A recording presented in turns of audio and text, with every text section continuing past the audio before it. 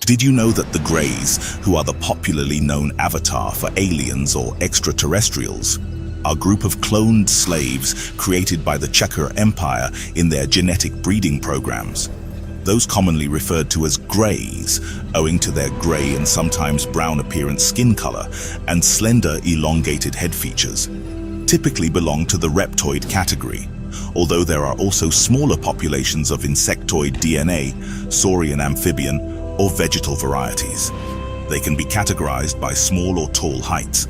These beings exhibit reptilian, vertically slit eyes, often concealed behind biometrical dark lenses. A significant portion of Greys are products of genetic engineering, biosynthetic entities, clones, cybernetically enhanced or integrated into human environments on conquered planets. Many of the Grey clones are usually emotionless. Their motives vary widely, with not all being involved in abductions or experimentation, and not all displaying malevolent tendencies like those from the Orion Alliance, exemplified by the Solipsi Rai, a peaceful and benevolent species coerced and enslaved by the Orion and Chakra empires.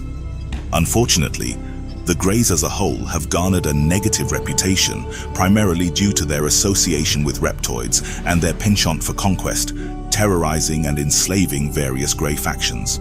Their technology varies from system to system, but they are interdimensional travelers at the level of Tier 4. Among the myriad races classified as Greys, only 27 are known to visit Earth, with 22 actively engaged for diverse reasons. The story of the Greys goes back to the ancient Orion-Lyran Wars, spanning multiple galaxies millions of years ago. Draconian reptilians engineered various non-plasmic life forms, including Grey clones, where they were initially enslaved by them.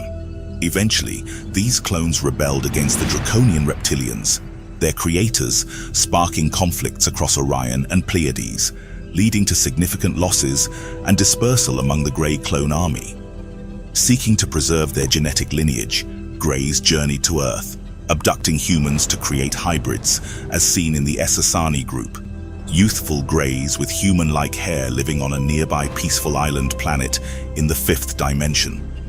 On their planet, their frequency vibrates at the 5th level. They have a society that has no war, nor death, nor crime, or poverty. They have one group of appointed councils who represent the people. Their planet has a nice temperate changes similar to Earth, however. The oxygen levels are much higher. They believe in growing higher into dimensions and evolving to heal mother consciousness. There are a few who monitor and watch Earth, even communicating to spiritual mediums through frequency vibrations. These beings have human mothers or fathers on Earth and Grey DNA of the Grey clone species. Further distinctions among Greys include the Ainana species, who are known for collaborating with the US government. Next, the peaceful and smiling Ark, and the enslaved Dohu, genetically altered by Orion and Chakra agendas. The Emertha arrived in 1954 on behalf of the Council of the Five for peaceful purposes, cautioning against the Greys and Chikar. The Shamtanali from Zeti Reticuli maintain secret underground bases on Earth in cooperation with the US military. Various factions, such as the Solipsi Rai, have made alliances with empires for technology exchange, often involving humans. They are cloned slave workers, heavily involved in abductions and synthetic life forms. The Ebon race from Orion collaborates with the Cabal and human military. Essassani hybrids live peacefully on a nearby island planet, while Elmanok from Alnea await Earthlings' awakening. These beings are known to visit Earth interdimensionally and plant high vibrational coding into individuals. Once this coding is implanted inside the skull of the individual, it rearranges the cells and brain for expansion of data and information.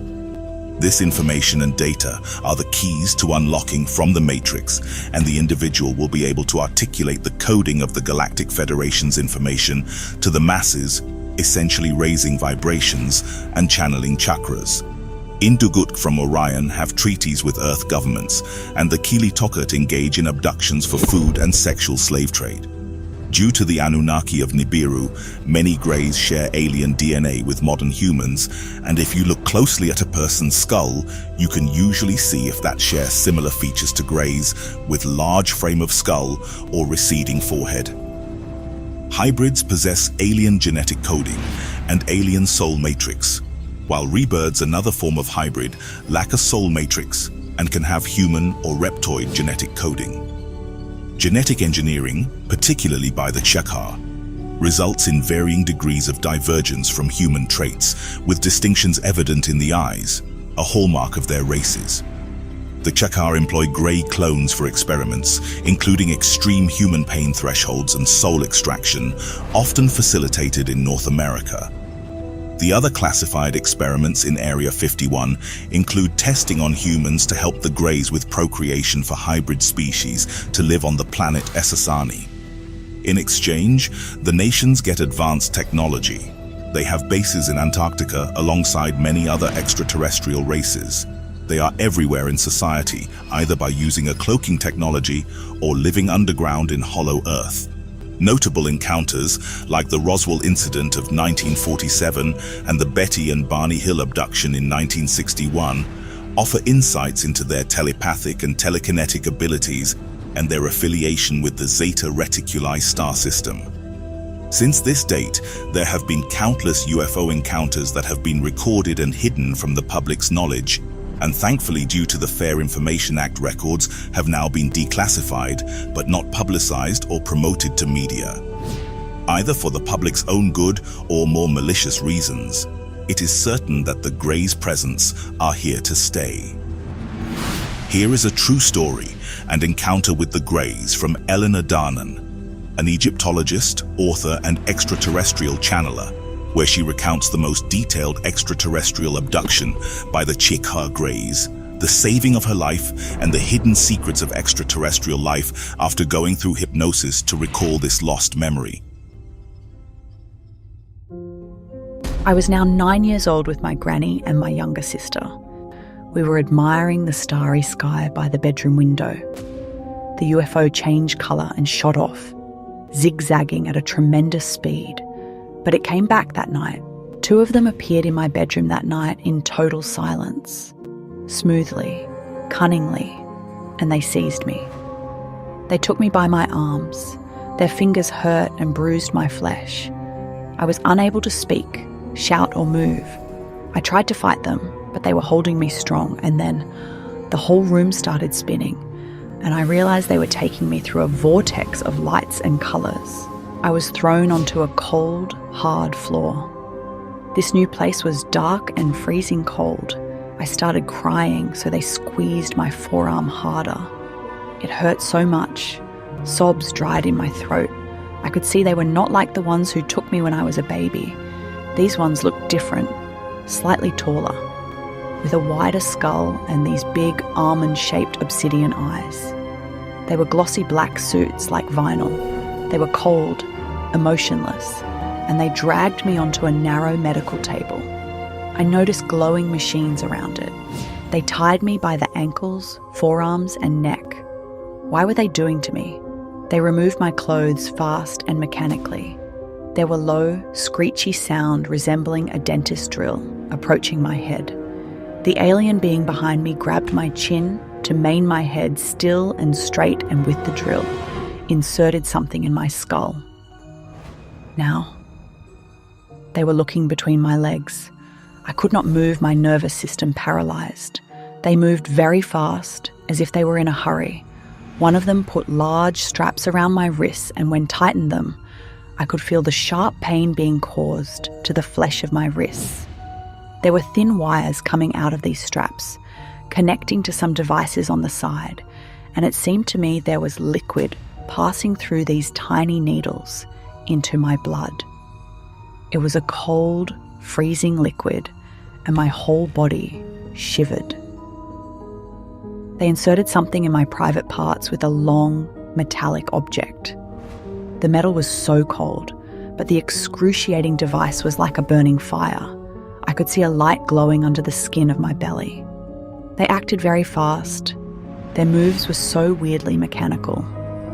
I was bleeding now, because I could feel the hot liquid pouring out of my womb.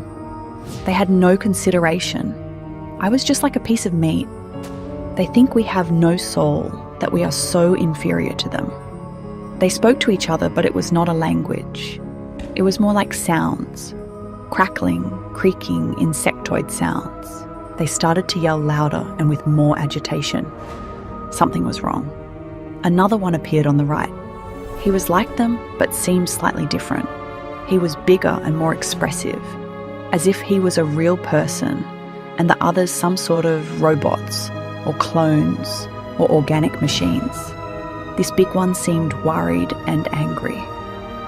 2 of them left the room, and this big one started urging the 2 who stayed to hastily remove my ties. The straps left bleeding triangular marks on my wrists. They needed to be quick, and suddenly there was this big light and the whole structure trembled. I could not move, and it was terrifying.